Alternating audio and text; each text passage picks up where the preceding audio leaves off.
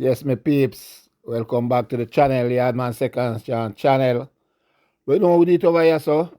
First, we have to big up Father God for preservation of life. I don't know life are the greatest. And big up all my subscribers. Keep on subscribing to the channel. Tell a friend for tell a friend. Saying, I remember for watch the ads. Well, people, this thing here get more dangerous than Beachy Stout. Remember Beachy Stout? We kill him, pay a man for kill him wife, and then burn her up in the car over there in Portland. Well, the case has come down to the nitty gritty right now. Saying one of the main the shooter, the contract killer, I sing. I sing more than Bob Marley. Saying the man I sing, me I tell you, no bird can sing like him. Man I talk out everything. And when I think on like a cry, I cry. Jano. I tell you, but Beachy Stout him something else, because Fim son, the America right now, I do about 20 a day we kill Fim wife.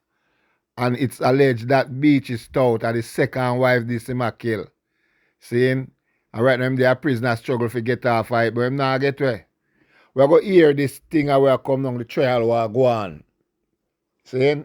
The recent trial the other day in a court. What go on? Where the contract killer sing like a bird. We'll take a listen to these people. And then we're going to jump back in night and discuss. Listen up. Had previously testified how he recorded telephone conversations between himself and Beachy Stout leading up to the murder of Tonya. He testified that Beachy Stout gave him 3 phones and SIM cards on separate occasions to communicate with him. He said Beachy Stout took back the phones because he feared information on them could incriminate him.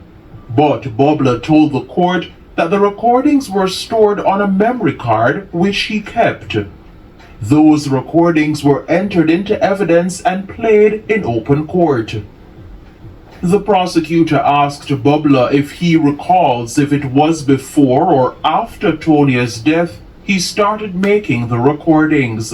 A seemingly confused Bobla replied, quote, "It was after, mom," end quote. He again told the court that he saved the recordings in a file on the memory card, which he labeled as Vibes Cartel. At the time of his arrest in August 2020, Bobla said he handed over his phone with the memory card to the police. In court, Bobla was asked to identify the phone. He did so. He was also asked to identify the voices on some of the recordings.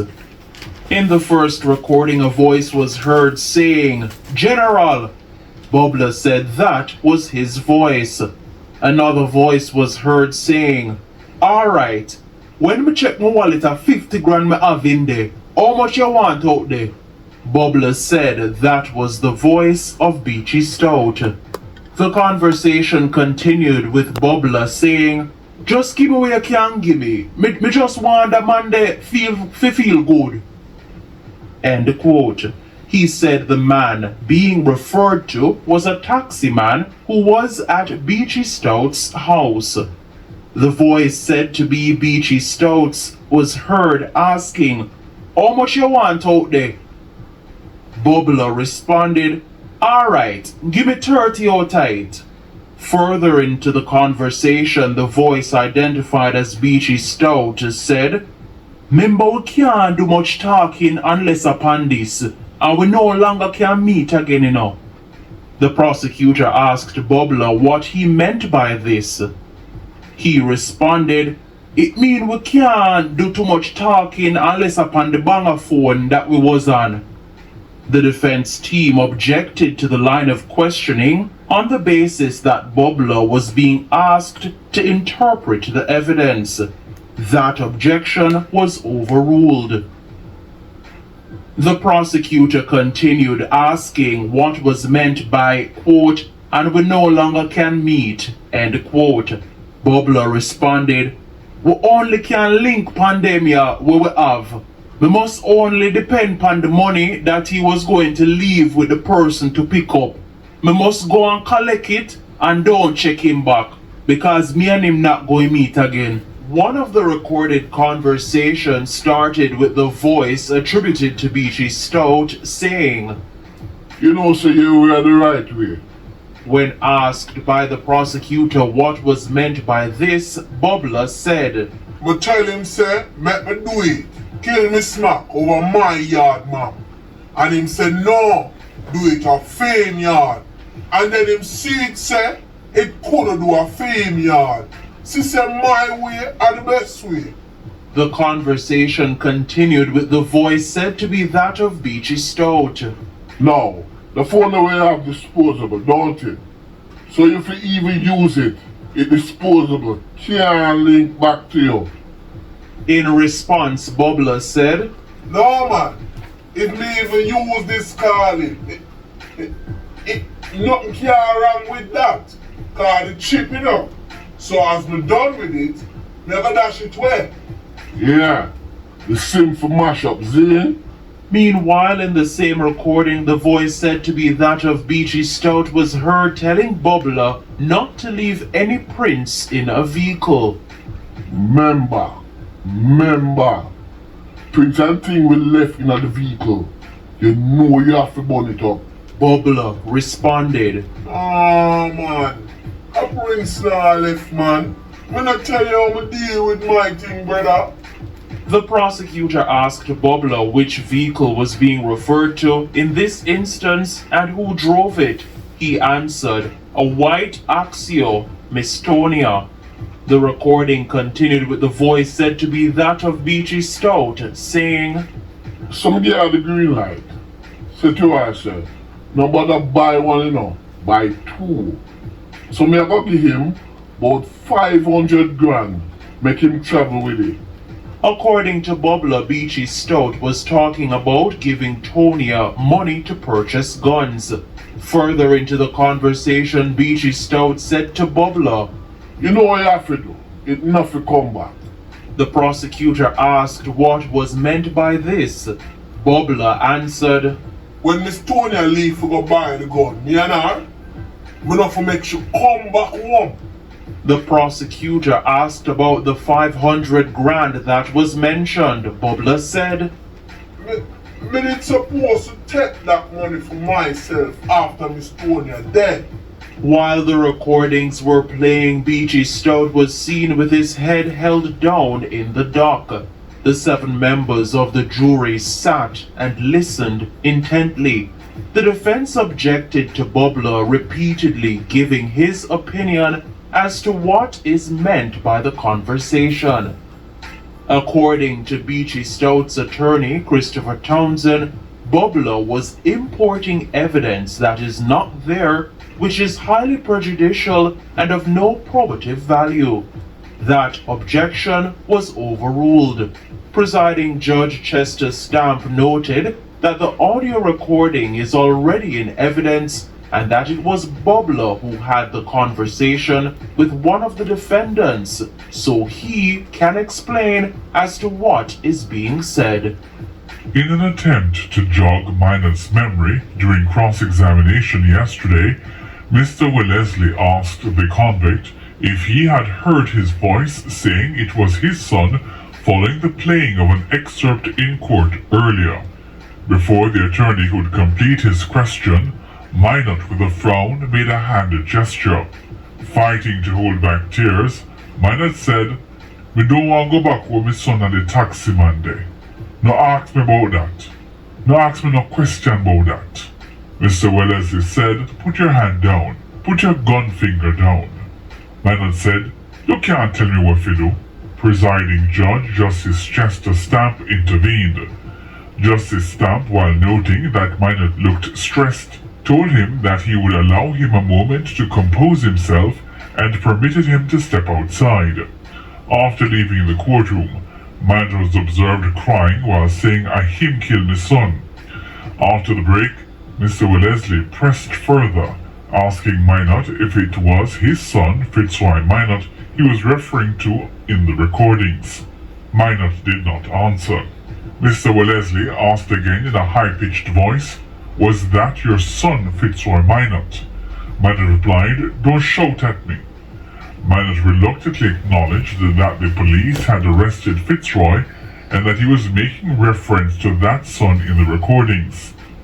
In another exchange, Mr. Wellesley asked Minot about $650,000 that was seized when he was arrested and if the money was returned. But Minot said, "That is not your business, sir. That is not your concern, no. That is not what me charged for." In another exchange, Mr. Wellesley accused the prosecution's main witness of being dishonest about his client Oscar Barnes' involvement in the murder. Minot replied, "I never lie, sir. See Mr. Barnes sit down there. Mr. Barnes can get up and tell you the truth." At that point, Mr. Wellesley said the witness was uncontrollable. Minot also denied lying to the court when he said Mr. Barnes went with him to Tonia's house in an attempt to kill her, and the chief investigator, who was also recalled to the stand, insisted that there was no evidence to charge Minot's son. He said he had asked Minot about the references made to his son during the recordings, and he had given him an explanation. "You believe this man who is a murderer and a liar?" Mr. Wellesley asked before the judge intervened and told him that was not a question for the witness. Mr. Wellesley then asked the investigator if he accepted the words of a liar and murderer, but the police witness said he did not know Minot to be a liar. Earlier in the proceedings, one of Mr. MacDonald's attorney, Christopher Townsend, before completing his cross-examination, suggested that it was not his client's voice that was heard in the recordings, and that he was not involved in any conspiracy to murder his wife. But Minot disagreed. Minot also denied suggestions that he never had any conversation with Beachy Stout about killing his wife, and that he never told him that he was going to give his wife money to purchase guns. The witness also rejected a suggestion that he was not the one who made the recordings. In the meantime, the prosecution has closed its case. Yes, my peeps. Me I tell you, this come like a Netflix movie where I watch. Jano, Beachy Stout. Boy, I don't know, you know. But I don't think your foot can get out of your one. You have to go and sit down tonight, brother. Seeing? Right now you lay your bed hard, so you have to lay down tonight. You spread it hard, you have to lay down tonight, brother. Seeing? So the witness attack everything. The contract killer attack everything. Seeing? The man attack how the man give him money and this and cell phone and all kind of thing. And send a woman to go buy a gun and say when she left she know to come back. And the man, she never really returned. The murder the woman and burn up in the car. Seeing? And I'm second wife that. Seeing? And as I said before, his son who's a big man of the American army, kill him wife a foreign too. So look at the end of them blood.